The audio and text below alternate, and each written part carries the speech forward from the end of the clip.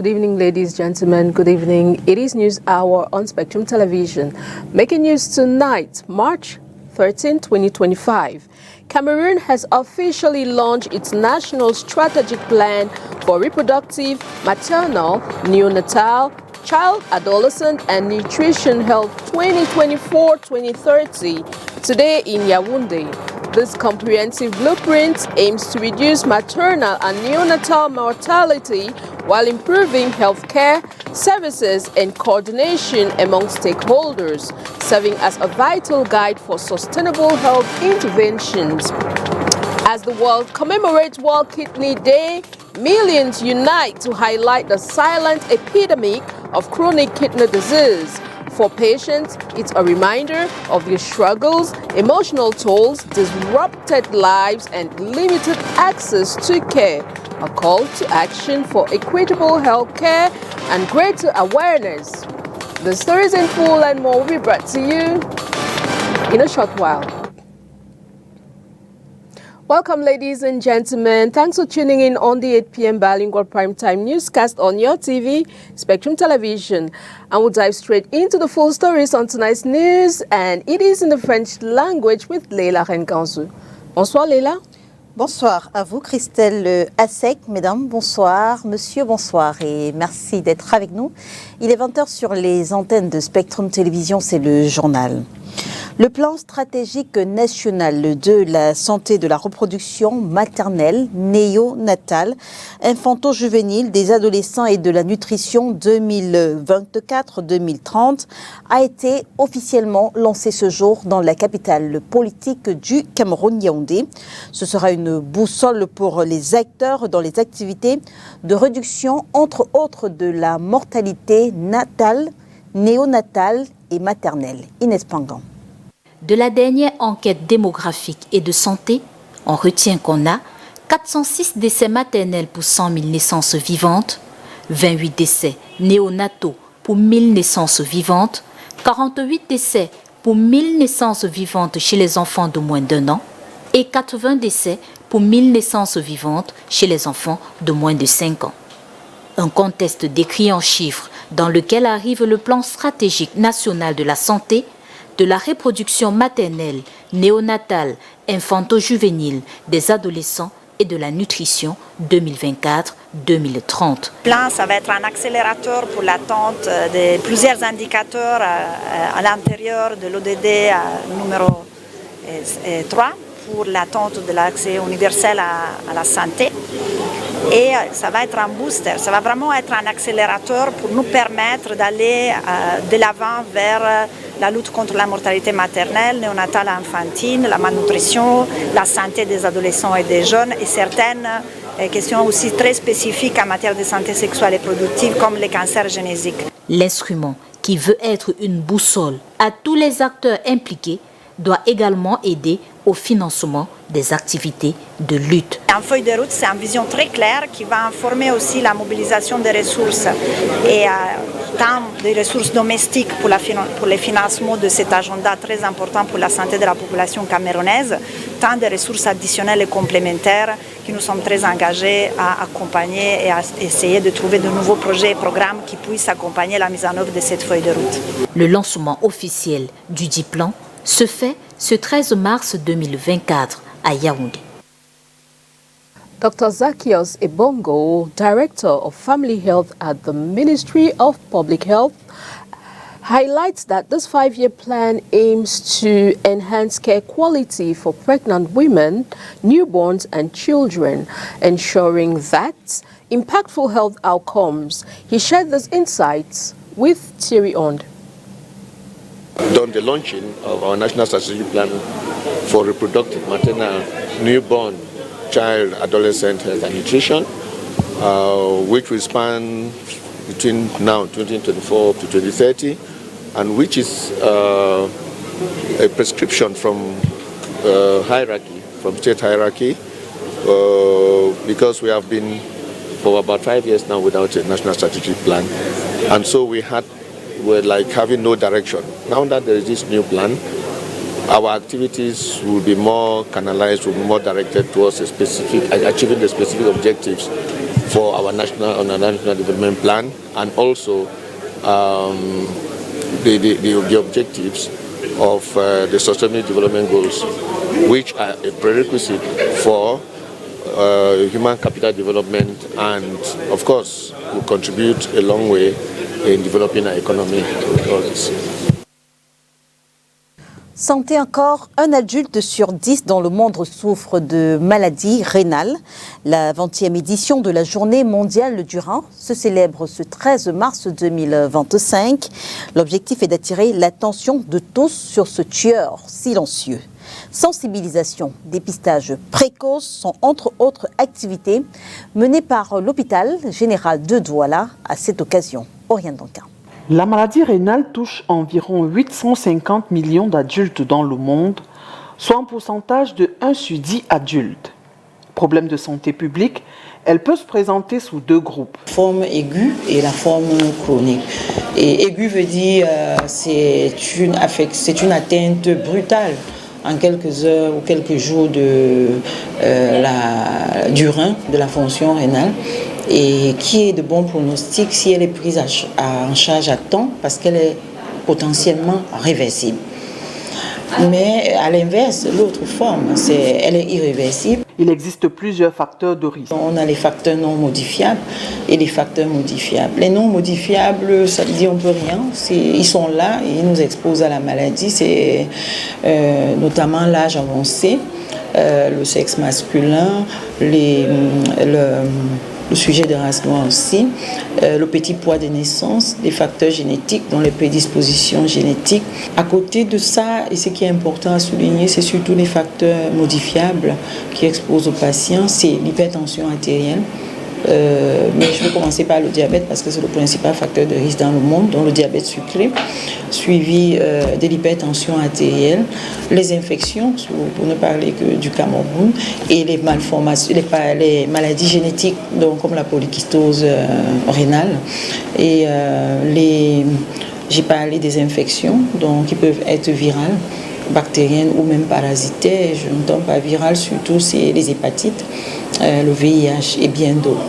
À côté de ça, on a les causes tumorales, dont les cancers du pelvis chez la femme, dont de l'utérus avec envahissement loco-régional, les tumeurs de la prostate chez l'homme. Les causes toxiques sont un grand pourvoyeur de maladies rénales chez nous. Donc quand j'entends pas toxique, c'est tout ce que vous pouvez imaginer. C'est les médicaments, les potions, des médicaments néphrotoxiques. La maladie rénale est insidieuse. L'apparition des symptômes annonce très souvent que l'on est déjà à un stade avancé, d'où le choix de la prévention et du dépistage précoce. Je vais commencer par l'hypertension artérielle qui peut être un symptôme de la maladie, surtout chez le sujet jeune, de moins de 40 ans. À côté de ça, on a les œdèmes, on peut gonfler et très souvent quand c'est le rein, ça touche le visage. On a les urines aussi qui changent de qualité ou de quantité, dont les urines mousseuses. Maintenant, les signes tardifs, proprement dit, ce sont les signes généraux. Donc on est fatigué parce qu'on a l'anémie, on a une perte d'appétit, on a des nausées, on a surtout matinal, on a un dégoût pour la viande et certains autres aliments. Et plus tard, si rien n'est fait, on vomit. On a des signes neurologiques, dont une inversion du rythme nictéméral. On somnole en journée et la nuit, on est éveillé, autant pour moi. Il existe deux types de traitements et le Cameroun connaît une évolution dans ce sens. On a deux pans, c'est-à-dire la néphrologie clinique et le traitement de suppléance rénale. Et au Cameroun, pendant longtemps, on n'a fait que l'hémodialyse. Et cette hémodialyse, sur le plan du traitement de suppléance rénale, était très souvent juste localisée dans les deux grandes métropoles, c'est-à-dire Douala et Yaoundé. Mais vraiment, depuis quelques années, avec le grand projet du chef de l'État qu'on a commencé en fin 2008, on a décentralisé ce soin. Aujourd'hui au Cameroun, presque toutes les régions ont un centre de dialyse qui se sont installés au fil du temps. Donc ça, sur ce plan, les patients au stade terminal de la maladie ont la possibilité de se faire prendre en charge dans leur ville, dans leur région. Aussi, secondairement, Le traitement curatif, comme je le disais tantôt, c'est la transplantation rénale pour ceux qui sont chroniques. Et ça a aussi commencé au Cameroun et c'est porté par l'hôpital général de Yaoundé. Autre chose, c'est la prise en charge financière qui a beaucoup évolué. La séance de dialyse coûte normalement 100 000 francs. Et l'État a commencé une subvention où elle coûtait de 100 000, on est allé à 60 000. Et entre 2002, je pense, et 2023, la séance coûtait 5 000 francs aux patients. Et le reste était pris en charge par l'État. Mais depuis, avec la première phase de la couverture santé universelle, l'hémodialyse, la séance de dialyse est inclue dans la CSU. Et nos patients aujourd'hui partent de 520 000 francs par an et déboursent juste 15 000 francs CFA annuellement pour leur prise en charge. Donc ça, c'est la grande révolution sur le plan financier. Même s'ils ont encore d'autres charges, les autres coûts accessoires ne sont pas encore pris, mais déjà pour la séance de dialyse, c'est quelque chose d'aujourd'hui. L'enfant d'aujourd'hui est l'adulte de demain. Au cours de la semaine d'activité organisée par l'hôpital général de Douala, les élèves des établissements scolaires de la place ont été sensibilisés sur cette maladie. Nous avons étalé nos activités sur 3 jours, avec toujours pour objectif la sensibilisation, le dépistage précoce de la maladie rénale. Notre cible principale cette année, c'était les jeunes, les adolescents, dont nous sommes allés dans un collège de la place. Donc c'était notre première activité où nous avons fait de la sensibilisation et le dépistage des maladies rénales et des facteurs de risque chez ces adolescents-là. On a eu à peu près 300 jeunes qui ont été dépistés avec quelques cas que nous avons référés à l'hôpital général pour confirmation et prise en charge. La deuxième activité organisée par notre service et l'hôpital, c'était la danse sportive qui a eu lieu hier avec le personnel de l'hôpital général dans tous les secteurs et les malades hémodialysés. Après donc la danse sportive, nous avons continué avec la sensibilisation de nos malades hémodialysés sur l'hygiène bucco-dentaire, parce que c'est des patients qui sont exposés aux inflammations bucco-dentaires et des infections. Et aujourd'hui, nous terminons notre semaine par l'exclusion des jeunes, des élèves d'un collège bilingue dans le service d'hémodialyse où nous allons continuer la sensibilisation sur les facteurs de risque et la visite guidée dans le centre. L'hôpital général de Douala prend en charge 280 patients d'hémodialyse. Ce 13 mars 2025 se célèbre la 20e édition de la Journée mondiale du rein.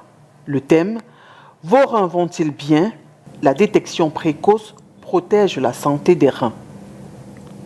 And as the world continues to commemorate World Kidney Day, millions unite to highlight the silent epidemic of this disease. For patients, it's a reminder of their struggles, emotional tolls, disrupted lives, and limited access to care. A call to action for equitable healthcare and awareness is to be done. I now invite you to listen to some of these patients.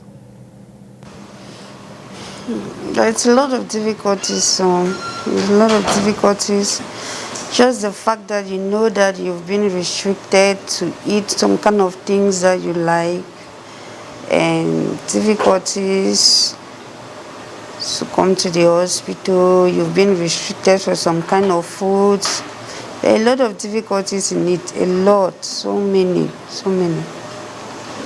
It's very difficult because you get tired so easily. It's very difficult. You want to do any little thing, you get so tired because you're always anemic. The fistula sometimes it hurts and all the like. Mostly you can just eat rice without having any complaint, but with other ones you have to go through process before you can eat it. That one day there should be a cure of this illness, that one day I can just get up like that and they'll tell us that there is a cure of it. That's what I wish one day.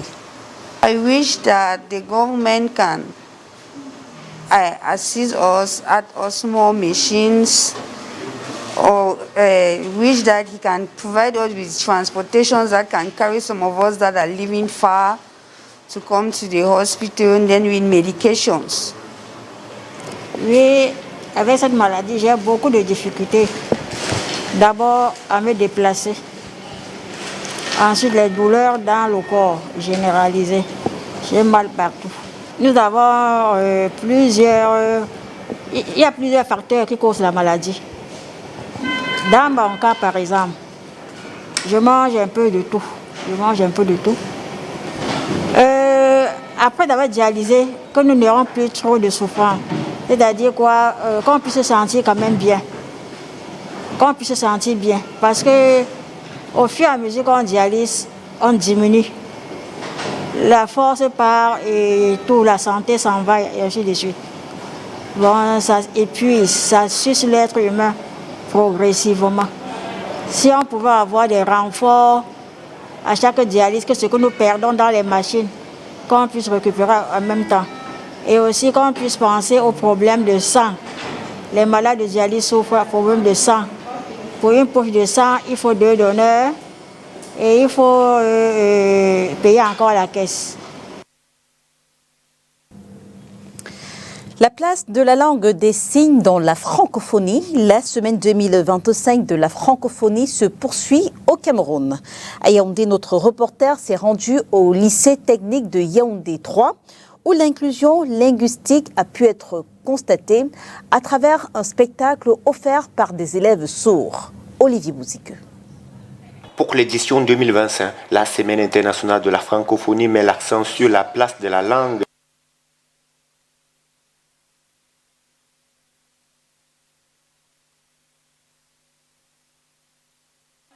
Pour l'édition 2025, la Semaine internationale de la francophonie met l'accent sur la place de la langue des signes dans la francophonie.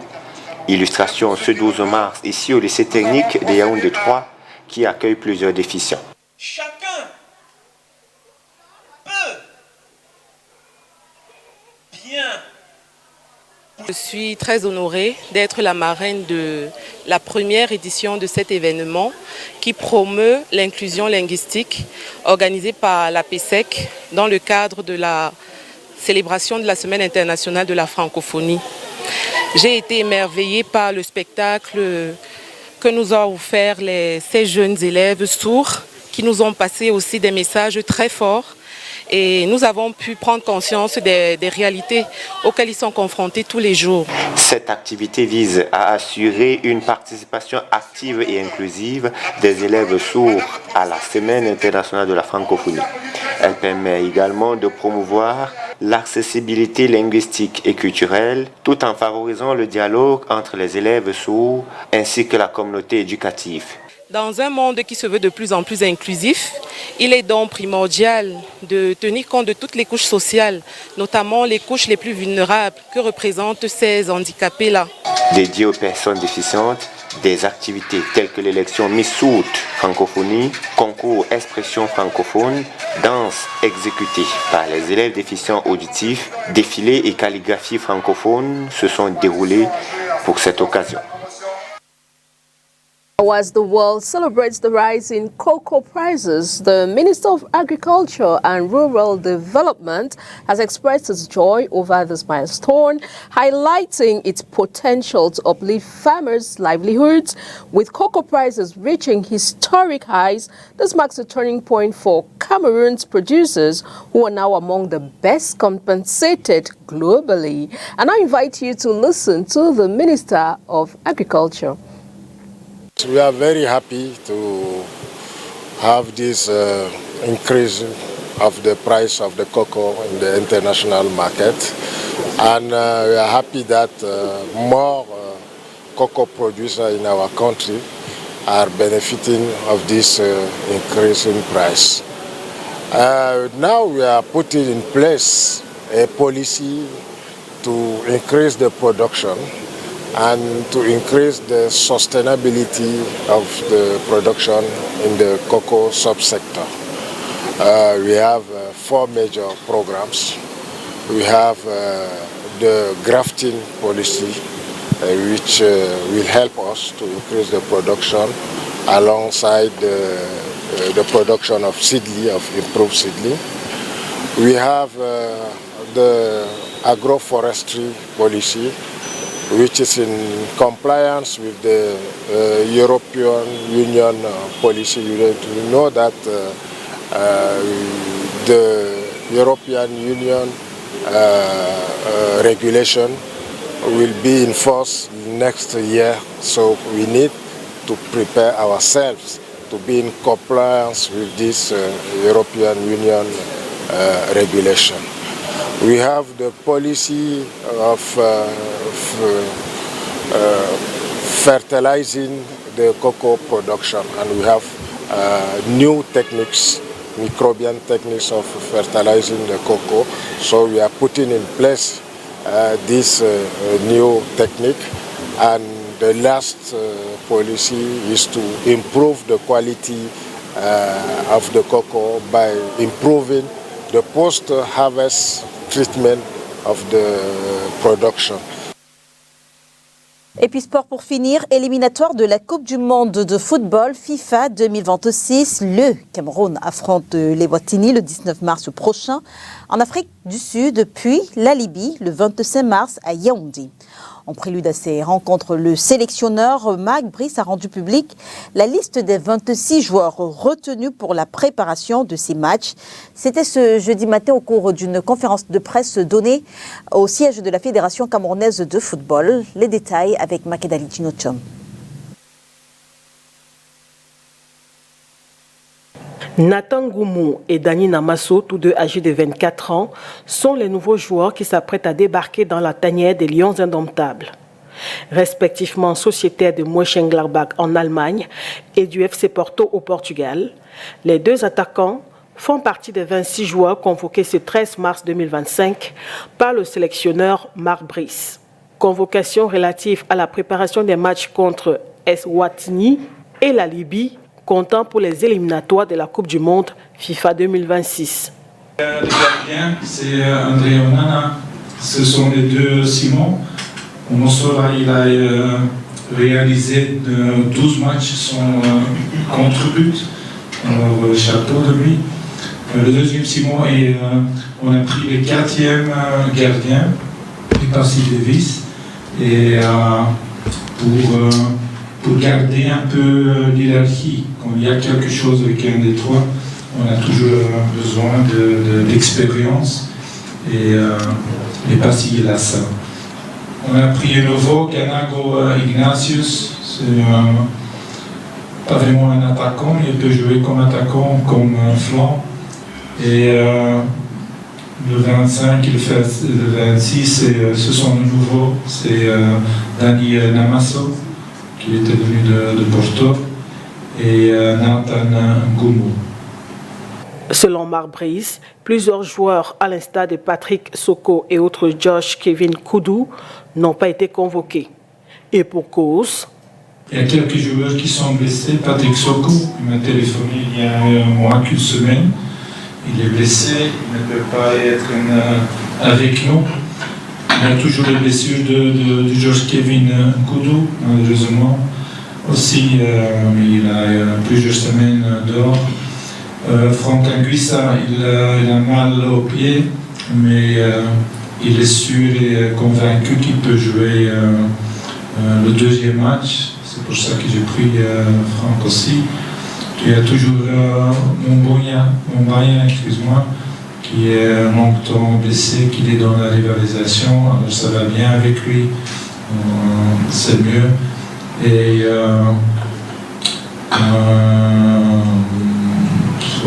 il y a Faye Collins, peut-être c'est important pour la presse. Il ne peut pas venir le premier match parce qu'il est toujours occupé avec son équipe. C'était Lettonia, je pense.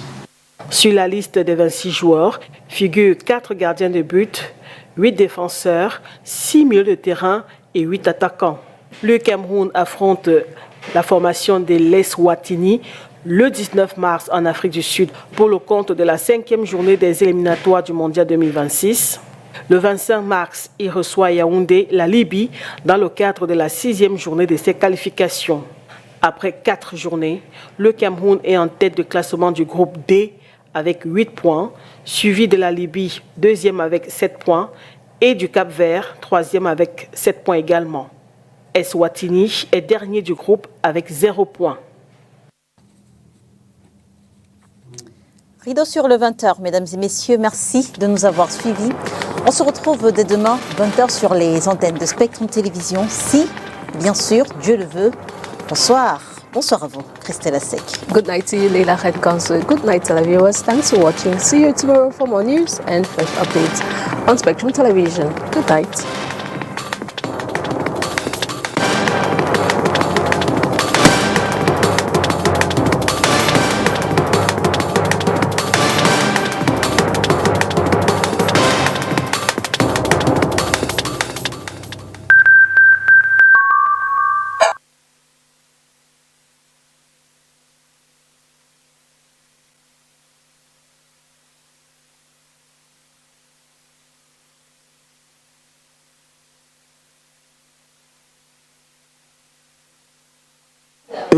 Echo.